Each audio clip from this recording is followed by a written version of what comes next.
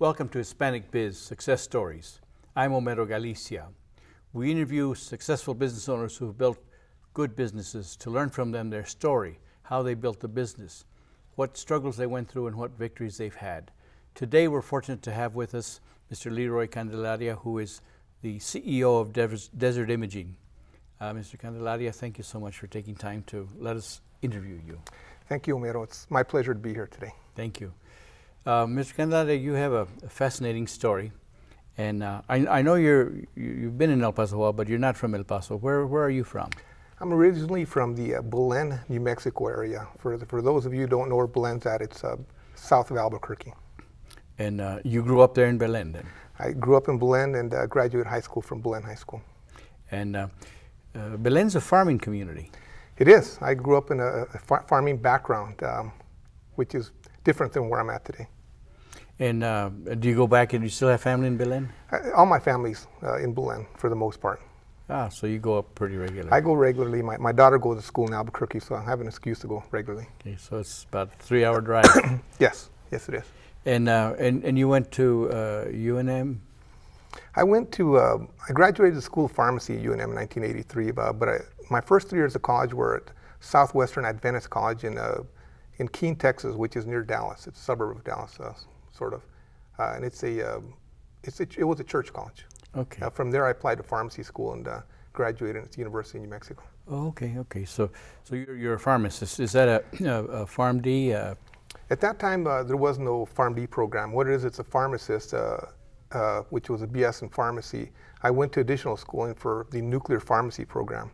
At that time, it was a new and upcoming specialty in pharmacy, and another year got me not necessarily residency, but a specialty in nuclear pharmacy. And why'd you like pharmacy? You know what? Interesting enough, I didn't start off to be a pharmacist, and like many kids at that age, I was looking for what I wanted to be in life. And I read an article one time that said, "Do you like math?" And then it asked, "Do you like the sciences, or do you like chemistry, and do you like biology?" And I thought to myself, well, yeah, check. I like them all. And it said, "Why don't you try pharmacy as a career?" And it was really simple as that. It kind of fell onto me, and it's been good ever since. That's good. You have brothers and sisters? I have, yes, I have 2 brothers and 4 sisters. And what did they all study? Different things? My 2 brothers are social workers. Okay. And my sisters did not go to college. And your mother, what did she do? My mother was a homemaker. She stayed at home, and she probably had the hardest job of all, actually, trying to keep us all in line, and she was a wonderful mother. And your father? My father worked for civil service. He worked for the post office. Okay. And he did mechanic on the side, so he had a part-time garage. Wow. And what did you learn from your mother, and what did you learn from your father? You know what? What I learned, I learned obviously a lot from my mother and father. There's a saying by Abraham Lincoln that I really like, and what he says was, everything that you are or everything you aspire to be, you owe to your mother. And that's a true statement. Without my mother, I wouldn't be here today, number one, but I wouldn't be half the person that I am. She was a very honest person. She made me feel like I was the most important thing in her life, although I realized all of her kids felt the same way. But she gave me the feeling of being special, and the feeling that I could do anything that I wanted to do in this world if I set my mind to it.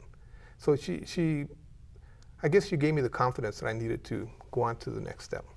And my father, he worked hard. He was the provider, and he worked 50, 60 hours a week. And in the farming community, it's fairly normal for everyone to work hard. So for my father, I think I developed the normalcy, I guess, of putting in a lot of hours and work, and more importantly, enjoying the work that you do. So did you have a lot of confidence when you went to college? To be honest with you, no, I did not. Prior to me going to college, none of my relatives had ever been past high school. So I was shaky at best on my confidence. And I developed confidence over the years, but I wasn't a very confident student at that time, and because of that, it probably held me back. I was a good student, but I was always intimidated by other students who had more experience and I guess were used to the college life. I was not. It was new to me, and to be honest with you, what hurt me quite a bit in college was I had no guidance. I had to do everything on my own. Wow. I didn't have the help of relatives to help direct me or ask questions to. So I made a lot of, I don't want to say mistakes, but I went a zigzag approach, I guess, through college. Did you come from a Spanish-speaking home? My mother and father both speak Spanish. My grandparents, all they did is speak Spanish. It's a Spanish-speaking community, although over the years there's been more gravitation towards more English and Spanish. Sure. And I think a lot of it has to do with the TV and I don't know, just So as you went through college, you didn't have mentors who could guide you, like you say, in your family? No mentors at all. Was by myself. Wow. And it was tough. And when you went to pharmacy school? When I went to pharmacy school, it was a little bit better. It was a lot better, actually, because it was a professional school. And once you get in the professional school system, i.e. the pharmacist, nursing, physician, they make it a point to make sure you get through school. So they're there to help you, to make sure that you finish the school that you started, versus the pre-pharmacy courses where it almost appears like they're weeding out at times. Okay. So you enjoyed school? I love school. Yeah, I do. I did enjoy school. And so after you finished your pharmacy degree, you went back for more training? Yes, I did. And that was in the nuclear pharmacy side. At that time, and this is a long time ago, there weren't any specialties in pharmacy. Basically, you graduated as a pharmacist and you worked at a retail pharmacy store. And I'm not going to say Walgreens, because in that time there was more mom and pop type pharmacies. They're not in existence today, but they were at that time. And at that time, they were developing some new drugs, I guess, that were radioactive, creating a specialty in nuclear pharmacy. And I was fortunate enough to be in the right time at the right place in the ground floor of a up-and-coming modality in pharmacy. And you like the idea of nuclear pharmacy? You know what? I like the idea of creating. Okay. I like new things. I like to change. I like to try to build a better mousetrap. And nuclear pharmacy allowed for that type of thing. So after your study, where'd you find a job? Well, I had a challenge in myself, so I picked the hardest job that I could find. And that was, instead of working for a nuclear pharmacy that was in existence, I was hired by a group in Dallas to open a pharmacy from scratch. So my first opportunity was building a nuclear pharmacy that wasn't there. Right out of school? Right out of school. Nuclear pharmacy, can you explain what nuclear medicine is? Nuclear pharmacy is really nothing more than working with drugs or pharmaceuticals that are radioactive. So there's an additional component. You got the drugs and then you got the radioactive component. You kind of mix them together and create what's called a radiopharmaceutical, which is a tracing agent or used for treatment or diagnosis and that type of stuff. It's more of a laboratory type setting versus a retail pharmacy setting. For example, no one comes into your pharmacy to buy radioactive drugs for the obvious reasons. They're restricted because of the danger levels of radiation or radioactive materials. So we sell only to those institutions that are licensed to handle them properly and safely. So our customer base is limited, to the professionals who use these products. So it's different. I remember I grew up, a good friend of my family was a pharmacist on Alameda Street here in El Paso. And I remember watching him with, I guess, a mortar and pestle and breaking things down and making his own concoctions. I guess that was the old pharmacy. Yes. When in nuclear pharmacy, do you mix the nuclear elements with the pharmaceuticals? Not as much as initially. The field's 35, 40 years old now. Initially, there was a lot more compounding and mixing. Mm-hmm. Nowadays, the manufacturers have a lot of things prepared, and we call most of the products shake and bake. And it's a simplified concept, but you just put it in there, kind of mix it, and then take out the doses. It's not all that complex anymore. Things have gotten much easier over the years. So you go out to start a pharmacy with. Now, did you have some business background? No, I did not. I was 22 years old and very green. Wow. So what was your first venture then? How did that come about? The first venture came about from a group out of Denton that had nuclear medicine departments leased out. And for them, the next evolution, I guess, was to create a pharmacy to distribute to their own customer base. They needed someone to do it. Wasn't a whole lot of nuclear pharmacists in the country at that point in time because it was such a new field, and they probably couldn't get anybody else, and were stuck with a new grad. How did they find you? They sent one of their techs to the University of New Mexico to interview. At that time, there was only 3 schools that taught nuclear pharmacy. That was UNM in Albuquerque, USC in Los Angeles, and then someplace in Atlanta, I think. Wow. And so they identified you right away. They identified me. I was from the Southwest, and that made it a little bit easier, but it was a good opportunity for me. So where did you start? In Denton, Texas. They were trying to service the Tri-City area, or what they call the Tri-City area. There was Dallas, Fort Worth, and Denton, a little triangle there, which they were trying to service. So they had the funding? They had the funding. And how did that go? For me, it went well for me in respect to the fact that it was a great learning experience. I made a lot of mistakes. I was learning along the way. And fortunate for me, I suppose, not fortunate for them, I made my mistakes and learned on their nickel. I guess it was an education for me. That being said, they were able to create a profitable entity for themselves and reduce the cost of their own radiopharmaceuticals, since they were actually the end user for the most part. From there, we opened up another one in San Antonio, which I went to San Antonio to open that one up too. So for me, it was all education.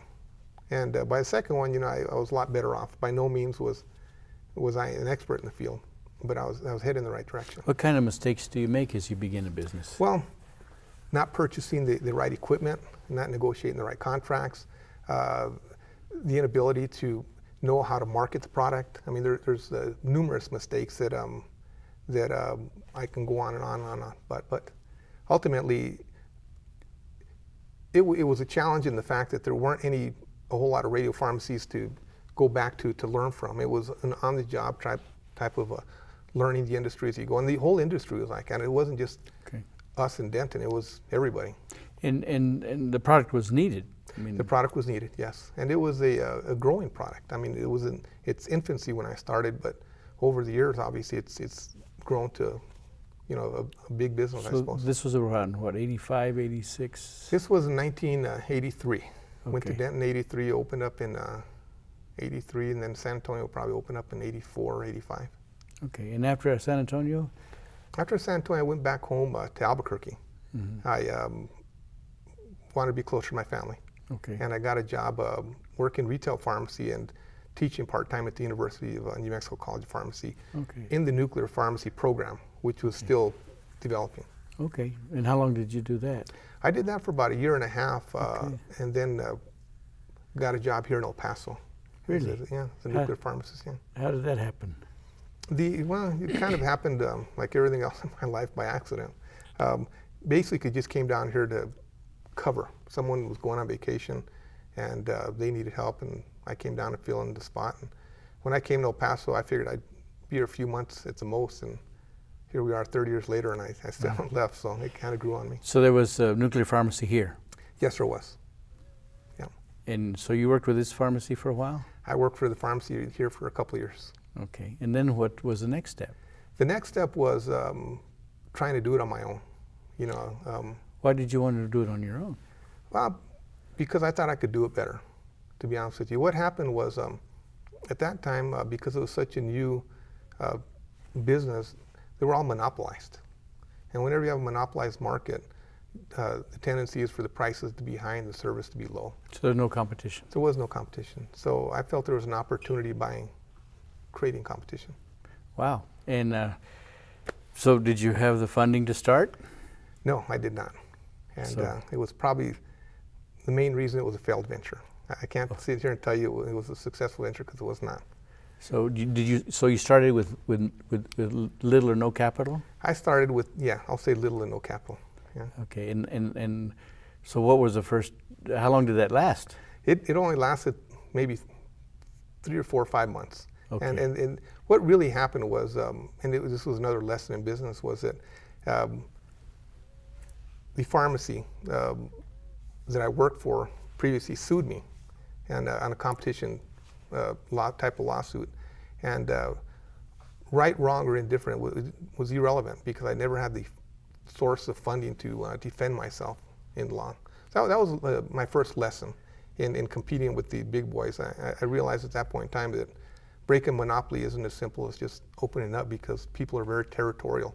Companies are very territorial with their product. So you have this fiasco on your hands. It was. And was that discouraging? It was a low point in my life. Okay. I questioned, why I ever even considered doing such a dumb thing. So, but you went back to it, right? I did. I was a glutton for punishment.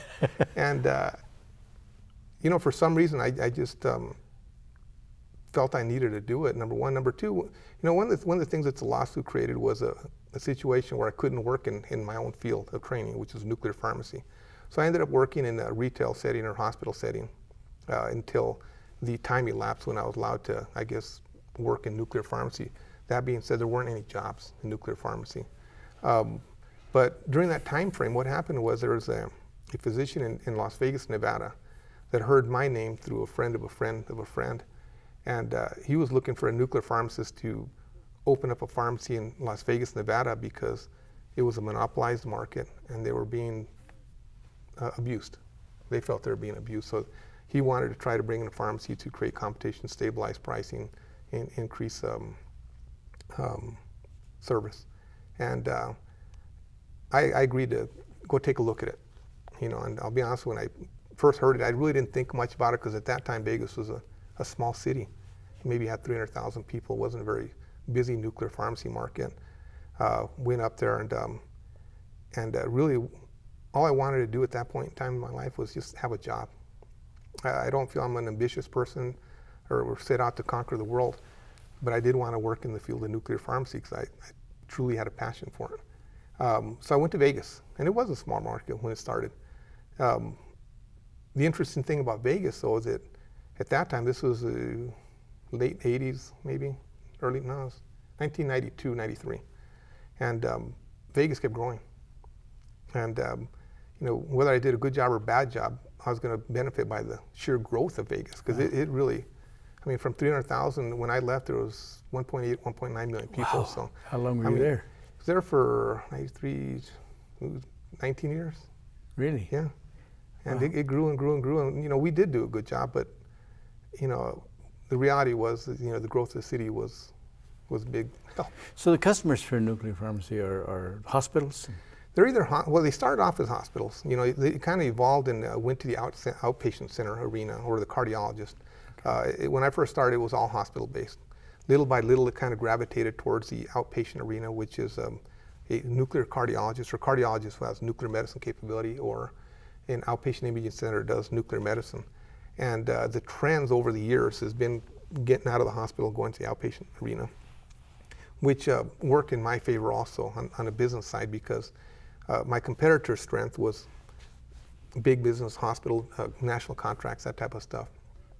But it turns out that as the business shifted to the outpatient arena, they're nothing more than the same as me, small independent businessmen. If you look at a physician's office, it's just a small businessman like myself, and I think it gave me the edge at that point. So you're now into your second pharmacy, right? Well, actually, the first pharmacy was Las Vegas. Well, I'm sorry, my second attempt. Yes. Okay. You are correct. Yeah, but this time it takes off. But this time it takes off. And you began to find success? Yes, I did. Yes, I did. One of the things I had to do, my wife was reluctant to move to Vegas. She's from El Paso, and is one of my driving forces anyway. And I had to commit to coming back to El Paso somewhere down the road. So I knew I had a time limit that I had to come back. But as the Vegas pharmacy started succeeding, we started looking at going back to El Paso because at that point my time had expired for the non-compete issues that I had in the past. So I started working on El Paso while I was in Vegas. And it was the same type of thing. It was a monopolized situation, and the customers were being taken advantage of. And similar to Vegas, the only difference was it wasn't as big a market as Vegas was. And we opened up Vegas in 93 and El Paso in 95. Wow. And so you learned You learned the business then in Las Vegas. I was learning the business. I Okay. can't say I had a grasp on it yet. Okay. You know. Okay. But I was learning. And so when you came to El Paso, was that on your own effort or with partners? That was I had partners when I went to Vegas, and one of the experiences I learned from my first debacle, I suppose, was to have more assistance in the legal area. So one of my partners when I opened up Vegas was an attorney out of Albuquerque, and he was helpful in battling off, I guess, the lawsuits, which there's 5 of them over 12 years from same competitor, trying to protect their territory. But without my partner, it would have been a lot more challenging. So, the first suit when you started on your own, they sued you, and they enforced a non-compete. Well, no, they didn't necessarily enforce non-compete. What they did was they basically said that I took their knowledge. That everything I learned in nuclear pharmacy came from them. Oh, I see. Therefore, I sort of wouldn't have been able to compete against them had I not had information which they consider proprietary. And did that go on through the whole process, or did you just? No, I had to cave in because I saw what it was going to cost me, and I, quite frankly, couldn't open up a business and pay attorney's fees. Right. So now, when you start and you have a partner that's an attorney, you don't have to pay attorney fees anymore. Well, we still had to pay attorney's fees, but they were lessened. Okay. They were lessened.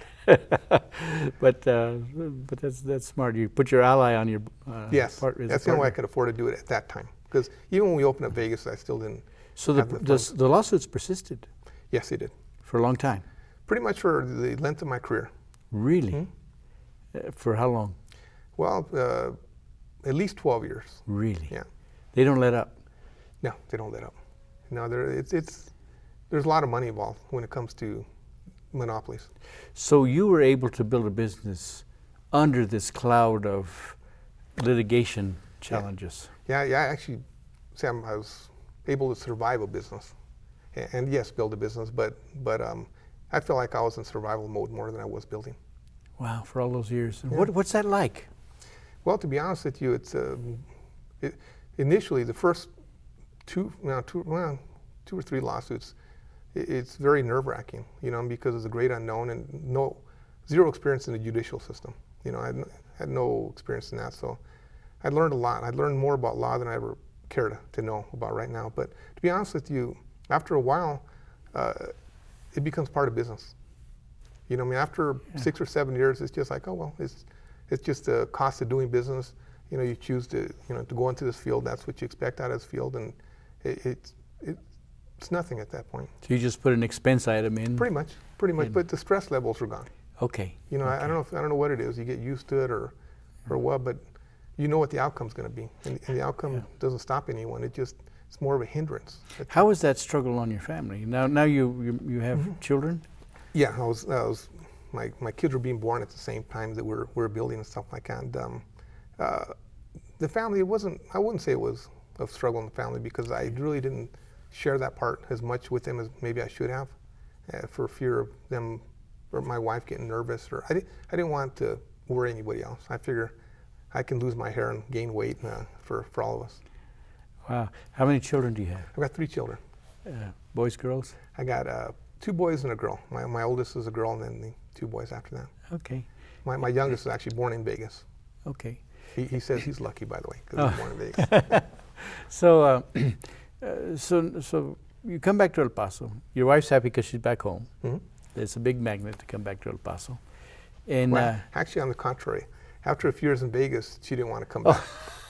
But we were already committed, and I find that a funny story, because it was a lot of work.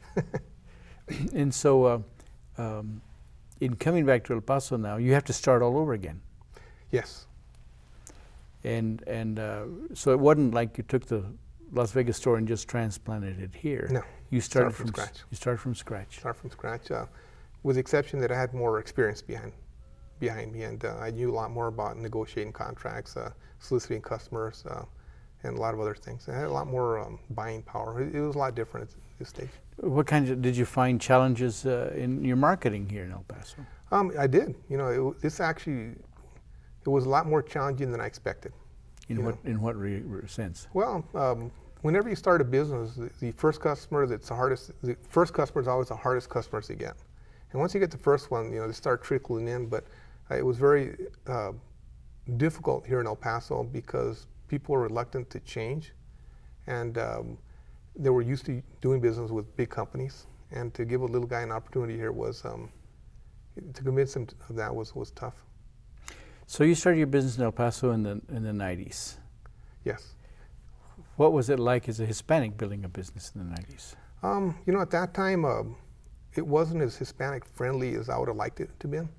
At that point in time, the positions of administration were held by non-Hispanics. And, it shouldn't make a difference, but it felt like it did. Now it's a little bit different. A lot of administrative positions are held by Hispanics, which they don't look at someone who's Hispanic as not capable of doing it. And I think at that time, maybe it wasn't the case. So how did you face that challenge?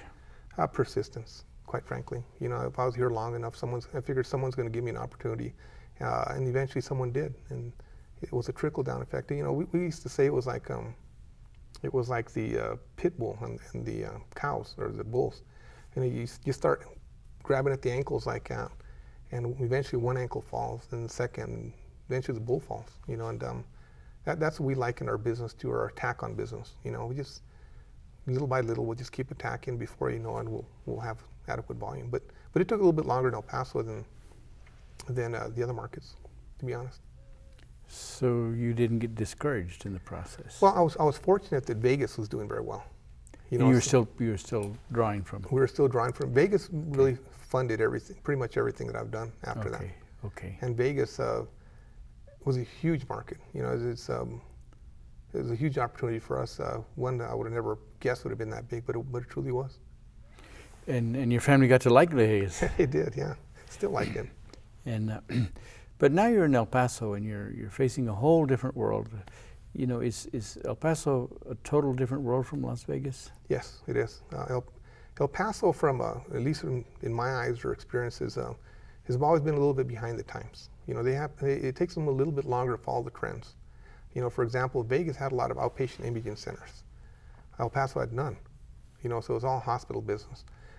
And eventually El Paso changes, but they're never one of the early ones that change. They're always one of the latter ones that change in pretty much everything. Not just outpatient imaging, but technology. The equipment was probably less than adequate at that time, and everything else that goes with it. So you came kind of ahead of the curve. Yes, we did actually, which wasn't an asset to us or benefit for us. And we were able to say, why don't you try this or that or the other. It's the way they're doing in other cities. And since you like starting things, this was a cup of tea for you. It actually was. It was actually fairly easy for me. It also spawned other business opportunities, because during that time we also created some software that was unique to our business. We created software for the nuclear medicine department that we called BioDose, and we created a software system for the pharmacy that is it's a gold standard today. Everybody in the country uses our software. Really? Yeah. Wow. So we had an opportunity to create another business. Okay. It was a lot of fun. So you started the nuclear pharmacy business in Las Vegas. Well, you started before that, but you opened up a store in Las Vegas. Then you come back to El Paso, and this is a period of several years. What did you learn in that process? You were constantly harassed by suits. What I learned was intestinal fortitude, and what I mean by that is that being in business is not easy. And you really have to have the stomach to be in business. One of the things I realized was that it's not for everybody. And that's okay. I mean, if you want to work for someone all your life, there's nothing wrong with that. But if you're going to be in your own business, it does require a lot of intestinal fortitude. I mean, you got to stomach a whole lot. The other thing I really learned quite a bit was patience. As a younger man, I had much less of it. As an older person now, I have much more of it. But patience, things aren't going to change overnight, but they will change. And if you're in the game long enough, I realize you'll win if you're doing all the right things. So if you stay in the game long enough, you're doing the right things, may not happen as fast as you want, but eventually it will. So here you are, you study nuclear pharmacy because that's the field you really enjoy. You get into business, you actually take on a new field, and you weren't really trained for that. Yes. Is that fair? That is fair. And so you're learning as you go. I am. I'm still learning today, but with a lot more experience. So how do you learn to run a business? You know, there's lots of ways to learn to run a business, but what I always recommend to the younger generations nowadays, if you really want to do something, you got to try it out first, even if it's just a small sampling of what it is, because you may not like it. You know what I'm saying? And if you're going to do it and you're going to do it right, you're going to be there for the long haul, you might as well enjoy what you do, because if you have no passion for what you're doing, it ain't going to last very long. You know, a lot of young business people nowadays, they want to jump into something, and then they find out that it's not what they thought it was going to be, when they could have found that out earlier and then shifted gears into something that they truly enjoyed a lot more. Did you run into situations where you were second guessing yourself? Absolutely. I mean, the first venture in El Paso, I second guessed myself significantly. You know, I questioned whether I had any business skills at all. But what happened in my situation was that it was overcome by the need to put food on the table for my family. You know, I needed a job, quite frankly, and that's how I ended up getting in business. I never had aspirations of being a businessman or an entrepreneur. The kind of, I guess, the greatest motivator to be an entrepreneur is the need to put food on the table. So it was an alternative for you. I mean, you could have gone and worked for a commercial pharmacy or something. I could have, but I didn't enjoy it. I wasn't going to be happy doing it. I would have done it. So what makes you happy in the business? Well, you know what makes me happy in the business is, like we mentioned before, creativity, the ability to create new businesses. I'd mentioned earlier the software, but the desert imaging was an offspring of this also, which we created because that's what they were doing everywhere else, and we brought that to El Paso. Okay, so as you're developing your pharmacy in El Paso, you began to see that you needed you were just sharing a little bit about you needed a software. So tell me about that. The software really came about by the fact that one of the only software vendor in the country was out of New Jersey, and he had, once again, monopolistic privileges of overcharging and underperforming. And you know, I asked myself, well, how hard can this be? I mean, we'd already spent $500,000 on software at that time, and we didn't want to spend another $500,000 over the next 2 or 3 years. So we figured, how hard can it really be to write a software program? So we contacted a couple of programmers in Vegas that were very talented and agreed to work with us on this project. And in hindsight, we found out it's very, very hard to write a software program. But once again, tenacity and not giving up. You know, we thought we'd have it done in, we projected 5 to 6 months to be done. 2 or 3 years later, we haven't even got our first product out. Really? You know, so going back to the lesson of patience. Wow. And just continuing the persistence of wanting to create something. Huge investment.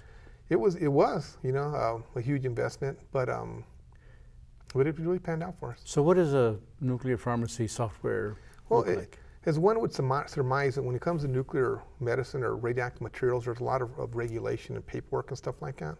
And prior to software, everyone's doing things by hand or manually. What the software system does, is it allows you to take advantage of technology. For example, electronic record keeping, so everything's paperless. Code scanning, so that there's less mistakes being made. We created actually a new way of doing the nuclear medicine or nuclear pharmacy business by what we call real time, which means that the instruments that we're using were tied into the software, communicating, and it's real time activity. And that wasn't done before. Now it's done also. So you create the software, and what was the acceptance? You know what? When we decided to write the software program, we never anticipated selling it to other people other than our own customers, El Paso and Vegas. You were just trying to save money by doing it. We're just trying to save money. Yeah, it was really, it was that simple. What happened was word of mouth. There's other people that had similar need. They'd ask us if we would consider selling it to them, and hence, a new business evolved. And how did that grow? It grew very slowly. It grew very, very slowly. We've had that business now for 20 years or so, and we were not profitable, well, until it was the last few years, I suppose, when we became profitable, last 4 or 5 years. And what's the name of the software? It's called, our software company is EC Square Software Solutions. And what does that mean? EC2 stands for Educate, Communicate, and Cooperate. A lot of people seem to think it's a scientific term, an Einstein type of formula, but no, we found out over the years that pretty much all mistakes that we've gone through is a breakdown in either education, communicating, or cooperating. And it's a mantra that we try to live by and teach everyone that works for us. So that's kind of your business philosophy. Yes, it is. In shortened words, yeah. Wow. EC Square. So now you have the software, you still have the nuclear pharmacy, but you saw other opportunities. Yes, there were. The other opportunities came in because once we started getting a little momentum, a little volume, a little buying power, then we'd get invitations from other cities. You know what?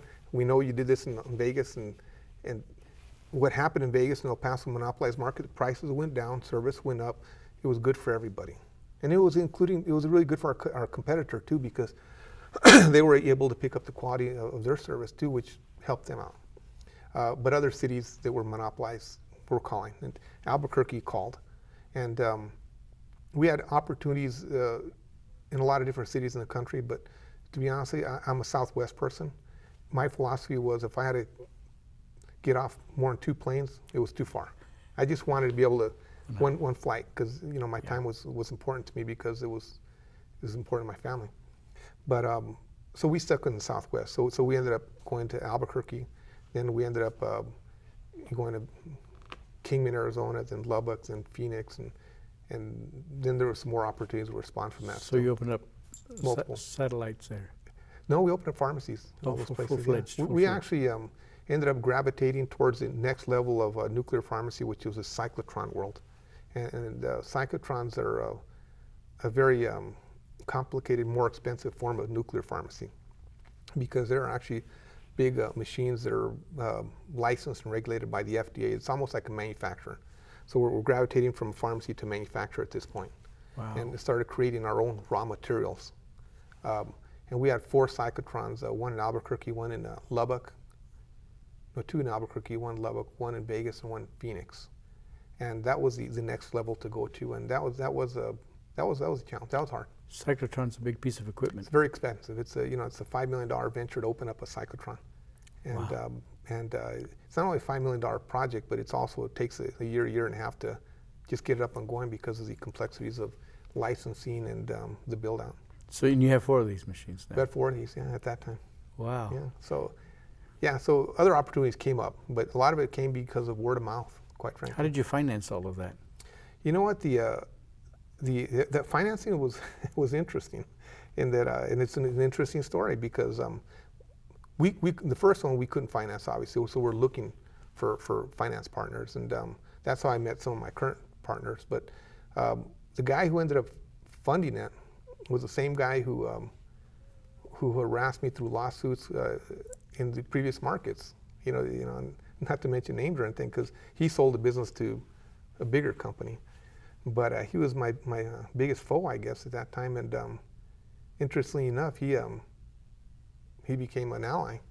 And his son actually graduated nuclear pharmacy school and worked for us in Vegas. So one of the lessons I learned there is never to burn bridges, never to talk ill of your competitors. And it's interesting what time does to not only business, but to people. Wow. Yeah, that was really an interesting story. Fascinating. So, now where is your business at?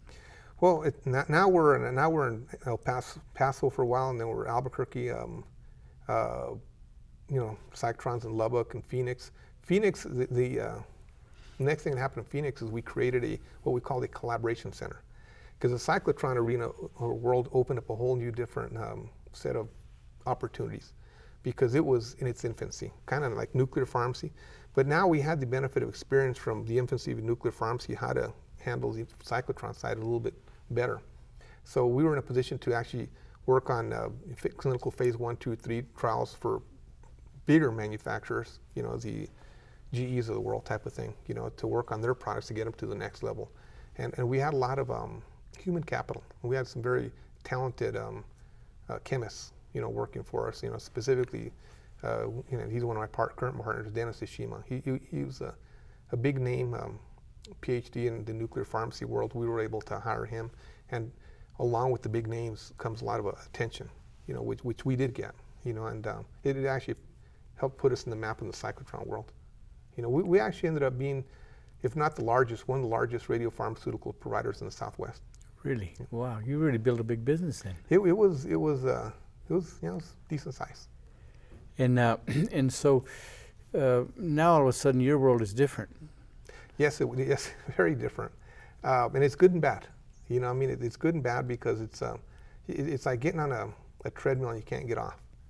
Now you're all over the place. You're responsible for a lot of things, and there's a lot of lives at stake, and it's a whole different type of stress now. How many employees at this time? We had 150 employees at that time. In all these? All the locations, yeah. And one of the parts of the job that I never really liked was the human resource side of it. Yeah. There was always a fire somewhere. And it took away from my ability to create, and I didn't enjoy that part. So how did you resolve that for yourself?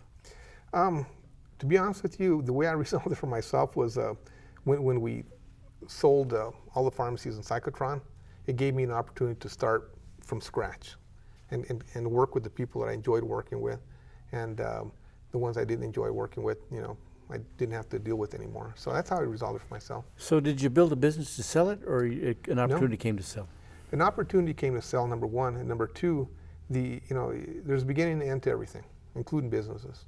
And in my opinion, it was a good time to sell, not just because the opportunity came up, but because the industry is changing. Raw material costs were going high. The cost of your ability to sell was going down, and it was inevitable before I'd had to get terminated anyway. So it was a good opportunity. So how many years has it been since you sold? 19. Well, now we had the business for 19 years. We're going on the 5th year now. We sold in 2009. So now you sell the businesses successfully. You got what you wanted for them, and you're back to zero, right? Well, not necessarily, because although we sold the pharmacies and the cyclotron, we still had the software company. Okay. And at that time, we opened up the imaging center. And the imaging center was a lesson learned from Las Vegas specifically, in that when we opened up Desert Imaging, there was not a freestanding outpatient imaging center in El Paso. All the imaging had to be done at the hospitals. And the advantage for the outpatient imaging center is the fact that you go in and you go out pretty quick. It's a lot more time consuming when you get to a hospital to take care of it, and the pricing was a lot less. It was a lot more affordable in the outpatient setting, so it was another opportunity for us. So we still had the software company and the imaging centers, and by that time we had some real estate holding stuff also. So now you pretty much just with the Desert Imaging? And the software company. And software company. What we did with the software company was we turned some of the money that we got from our sale of the pharmacies and bought out our competitor in New Jersey, which was the motivation for us to even start to begin with. So now we have a software company, and we're actually I guess the big boy in the block in the software arena when it comes to nuclear medicine. So you're the big software provider for nuclear medicine in the country? We are right now. A guy from Belen in El Paso now is the largest software guy. I'll share something with you too. People don't realize that the software that was developed, it's the state of the art, or what I call the gold standard, was actually created here in El Paso. It was done here. We made all of the fun mistakes here, and people don't know that. Where did you get the programmers?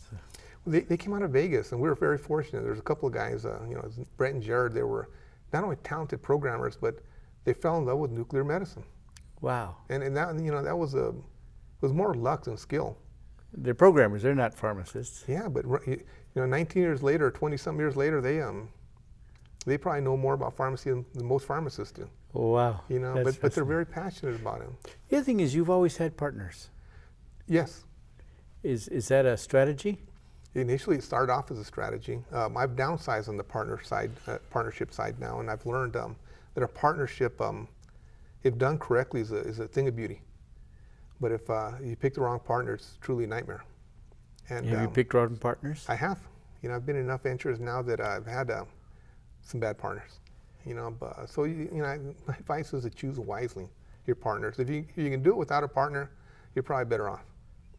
But in today's world, it's tough. Why do you choose a partner? Well, usually it's strategic. Mm-hmm. You know, I mean, for example, when we opened up in Vegas, one of the partners we picked was someone that would help us out in the marketplace. I did not feel comfortable going to Vegas with no business. So I picked a partner who would give me business. And I also picked another partner from the attorney side for the legal protection. So strategically, whenever we went to market, I'd look for a partner that could guarantee business in that market. So a lot of it's strategic. So where did you learn this stuff? How did you learn to build this stuff? A series of hard knocks, I suppose. You know, basically you try to open one door, it doesn't open, you go to the next door, you go to the next door, and eventually you get smarter about picking the right doors to open. So pretty much experience for the most part. I mean, you know, there's a lot that can be learned, you know, through further education, but ultimately, you know, until you go through the process, it's maybe not the best way to learn, but it's a way to learn. Well, learning a business is a process, learning Yes. to grow a business. Yeah. And you weren't afraid of going through the process. You know what? I was not.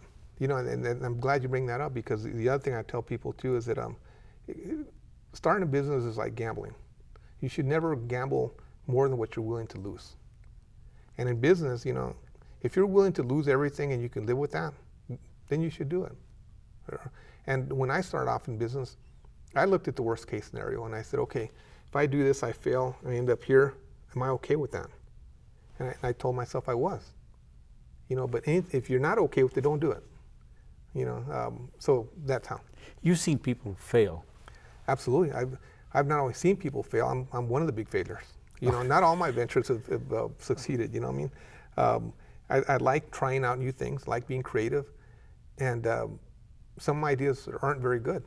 You've gotten into ventures that haven't succeeded? Well, I've tried things, you know, new ways of doing things, especially in the infancy of nuclear pharmacy and cyclotrons. There's always areas for, you know, how can you improve on this process? And some of the things worked and some of the things did not. And yeah, I mean, you know, wow. I'll still never forget my El Paso failure. You know, it was hard on me. You know, when I get asked a lot, you know, about business and how lucky I am and this and that, and people are always surprised when I give my response. And I usually tell people, you know, they ask me if it's hard, and I tell them, you know what, if I had to do it over again, I would not have done it. And people are always surprised with that response. What do you mean? What do you mean? You look where you're at, this, that, and the other. Yeah. I go, it was hard. It took years from my life. And if I had known what I was getting into, I wouldn't have done it. Right. People don't realize that. They think it's easy. Yeah. It's not easy. Yeah. And it costs. And it costs. Yeah, there's a price to be paid. Yeah. So what does it do to a person to go through that and pay that cost? Well, you know, I think it takes years away from one's life, but, you know, hopefully it doesn't take away your family or things that are important in life. You know, one thing people should never forget is what's important in life. And what's important in life is, don't confuse business with life, because they're two separate things. Wow. You know? So what did your children learn going through this with you? Well, you know, my children probably a little bit more spoiled than I was, and have a little bit more luxuries, but I'd like to think that, you know, that they've learned that, you know, you can work hard, you can be successful, you can help people, you could do a lot of good and stuff like that, and there are opportunities out there. You know, I'm happy to say my daughter's in pharmacy school at the University in Albuquerque, where I went. You know, and you know, my daughter, I'm very proud of her for being in school and following in my footsteps. And you know, her goal in life was for me when she was littler, smaller. I remember she'd tell me, "It'd be great, Dad. We'll go to work, and when we mix the drugs, you can go get the coffee, because by then you'll have a senior citizens discount." I thought that was a cute story, cute. And it's true. But the reality was, I think she wanted to tell me what to do at work as well as home. Yeah. You know, they were actually disappointed when we sold the pharmacies. Really? Yeah. I I think they were kind of looking forward to. So now, how many employees do you have? We got about 55 at Desert Imaging, and probably another 50 in the software companies. We probably got over 100 combined still. Wow. It's just different. Yeah. Do you like where you're at now? It's an adjustment, quite frankly, because I've always done pharmacy, and now I'm not in the pharmacy field. So it's been an adjustment for me. So you left your first love. I did, and I miss it still. Sure. So what's next? What's next? Right now I think what's next is a new area in imaging, quite frankly, and I'm reluctant to tell you what's next, only because I like the idea and I'm not ready to share. But it is in the field of diagnostic imaging, and I think what's next is probably a lot bigger than anything I'm doing right now. Actually, let me step back. I will share. It's in the area of mammography. My mother died of breast cancer. She was 59 years old. Oh, my. The worst thing that ever happened in my life. And she didn't have the luxury, coming from Belen, of having mammography studies. And she would have probably lived a lot longer if she would have had the luxuries of technology that there is today. But that being said, what we're doing now is putting mammography on a mobile unit and taking it to areas like Belen. Oh, okay. You know what I mean? Where people won't normally go get their mammography studies because either too far or just this, that, or the other. We're taking the excuses away. And what we like to say is, we're creating more birthdays.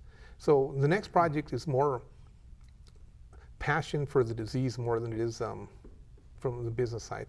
The other thing I'll share in business is that you should never go into business because of the money. If you want to go into business because you want to get rich, you'll be a failure. You should do it because you're passionate about it. And you want to do a good job, and with passion and good works usually creates the dollars that you're probably looking for anyways. Why is passion so important? Why? Because you got to do it every day, and if you don't like getting up in the morning and going to work, it'll show. And people don't want to work with other people that aren't enjoying their job, and passion does show. When you enjoy doing something, people gravitate towards that. Even with all the hardship you have to face. You know what? Even in my hardest day, I enjoyed working in the laboratory. Even in my hardest day, I can always put everything aside and work my lab, and I felt like I made something. I made these drugs for the day, and it made me feel good. So yeah. But you're still creating. You're still creating. Looking for the next. Yeah, I am, quite frankly. I just that's the fun part of it. There's something interesting in how you develop your business. Most people say you find a niche need and you go out and you build a niche market. You went into a market that was controlled by a monopoly, and you went in to compete with a dominant force in that industry, and carved out a place, which is a very difficult business model. Well, I didn't know it at the time. I do now. Yes. Now, Would you recommend that to some people?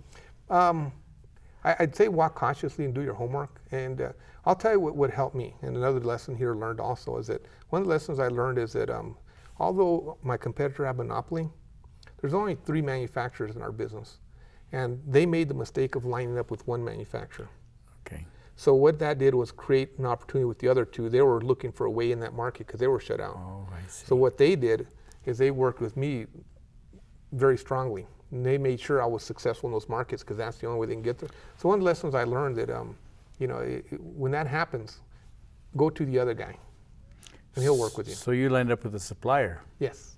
And that was your strength. Yeah, and the beauty of the suppliers at that time was they gave me privileges to their products exclusively. So I had exclusive rights for probably 10 products that even the big guys couldn't get.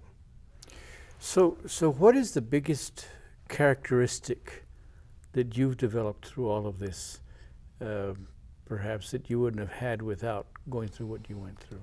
I'd say patience, persistence. Yeah, I was not a patient young man. I am patient now. Persistence and patience. Eventually it'll pan out. If you work at it hard enough, it usually does. No guarantees. But I will also say that if it doesn't pan out, go to the next thing, and if that doesn't pan out, go to the next thing.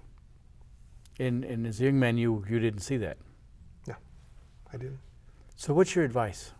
My advice for any young entrepreneur is to, do his homework, do the best he can, get help.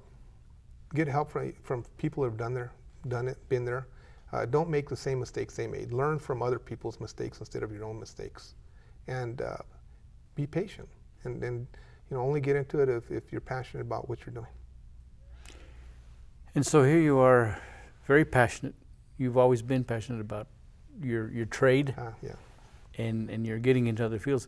But now you speak about really having a passion for, you say, for the disease. What does that mean? Well, what that means to me is that, cancer, specifically is a disease. And cancer isn't a death sentence anymore. And a lot of people, are scared of the C word, and they should be. But it's gotten to a point where many cancers are beatable or treatable. And I had my cousin died last year. She's my age, of breast cancer. And she told me something that I really liked. It made a lot of sense to me. She goes, you don't live with heart disease, and you don't battle heart disease, and you don't battle diabetes. Like they say, cancer, you're battling cancer. No, you live with heart disease, and you live with diabetes. Same as with cancer, you live with cancer. It's like heart disease or diabetes. It's just a disease process you live with, You just maintain it and control it. Yeah, and you'll probably die of old age, hopefully. Wow, well that's insightful. Your story is certainly insightful, and I'm moved by your new passion, and really fortunate to hear your story, Mr. Candelaria. I really appreciate your being an El Pasoan and contributing to this economy, and being as big as you are in your world. It's very important for us. Really appreciate your time. It's been a wonderful story, and I thank the viewers for taking time to listen to this story, and thank you, Mr. Candelaria. I appreciate that very much. Thank you. Appreciate it.